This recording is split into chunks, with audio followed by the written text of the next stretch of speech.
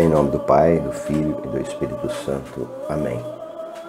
A paz, a bênção da parte de Deus a todos e todas. Espírito Santo, que em mim habita, assume os meus sentidos, renova em mim os dons necessários para este momento, para esta missão. Espero encontrar você cheio do desejo de crescer na fé e crescer também no conhecimento de Deus. Este é o objetivo da comunidade através deste meio de comunicação que estamos usando para alcançar todas as pessoas que participam deste grupo, todos aqueles que vierem a utilizar deste meio de comunicação. Nós ouvimos aí nos últimos dias Jesus apresentando o reino de Deus, através dele mesmo e também através de parábolas. Nesta segunda parte, Jesus começa a chamar pessoas para conhecê-lo melhor. E ele chama para que as pessoas o seguem. No início da vida pública de Jesus, poucas pessoas conheciam, porque a cidade natal de Jesus, Nazaré, era uma das menores, ou era, podemos dizer, a menor naquela região. Ninguém sabia ainda do verdadeiro mistério que cercava a vida de Jesus. Todos ali da sua redondeza tinham Jesus como o filho de Maria, o filho de José, o carpinteiro, e sendo que, na verdade, Cristo havia nascido por obra do Espírito Santo. Nunca teve um pai assim como eu, você, neste mundo. Seu pai era o Pai do céu. Portanto, foi necessário que alguém, preparado por Deus, apresentasse Jesus aos primeiros escolhidos. Nós vamos meditar numa parte do Evangelho de João, no primeiro capítulo, começa no 35, para a gente compreender melhor estes primeiros chamados de Jesus. No dia seguinte, João estava lá, de novo, com 2 dos seus discípulos.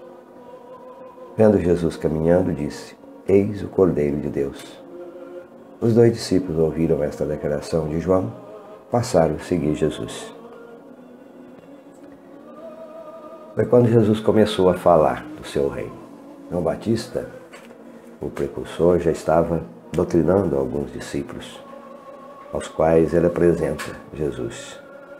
Foi ele que batizou Jesus no Rio Jordão, foi ele que ouviu a revelação vinda do Pai, que Jesus era verdadeiramente o Filho de Deus. Quando João batizou Jesus, no Evangelho, narra que veio de uma nuvem, a voz que disse: Este é meu filho amado, ouvi-o. Então João foi quem presenciou este acontecimento. E, na verdade, Jesus começa a formar consciências do verdadeiro reino que a humanidade devia construir. E para isso acontecer, ele precisou de pessoas. Ele tinha um tempo determinado na terra e alguém teria que assumir sua missão. E assim começa a nascer a igreja definitiva, a igreja da nova aliança do Pai com a humanidade. Então Jesus é a aliança derradeira. Por isso foi necessário organizar um grupo de homens, que são os 12 apóstolos, as colunas que sustentam a igreja, e eles, assistidos pelo Espírito Santo, viveram e escreveram o Novo Testamento, que é o mesmo que dizer a nova aliança. Então a Igreja Católica é a continuidade do que começou no Mar da Galileia, ou podemos dizer no Lago de Genezaré, onde Jesus verdadeiramente ali começou a chamar os primeiros homens que iriam dar continuidade a esta grande comunidade que é a igreja.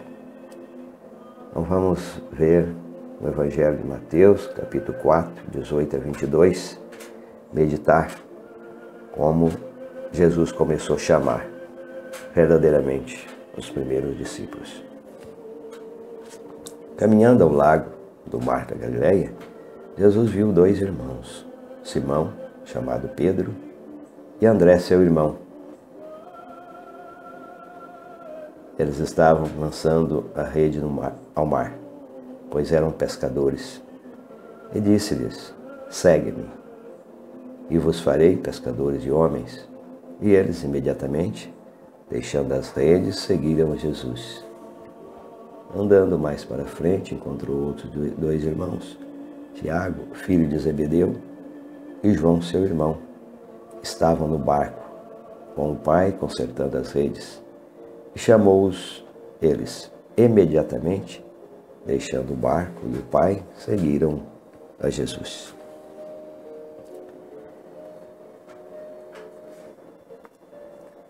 Nós vemos que os primeiros apóstolos, ao ouvirem o chamado de Cristo, deixaram tudo e partiram para se dedicar exclusivamente ao reino de Deus. Tiveram muita coragem, estavam ainda tudo por organizar. Nem sabiam o que fazer, o que falar. Eram simples, homens ignorantes, mas seguiram o Mestre. E foram todos martirizados em defesa da igreja que pregaram. É o que eu disse, que os apóstolos foram aqueles homens que viveram e escreveram o Novo Testamento. Hoje o mundo evoluiu bastante, a humanidade progrediu, a igreja foi enriquecida de milhares de santos e de maravilhosos exemplos.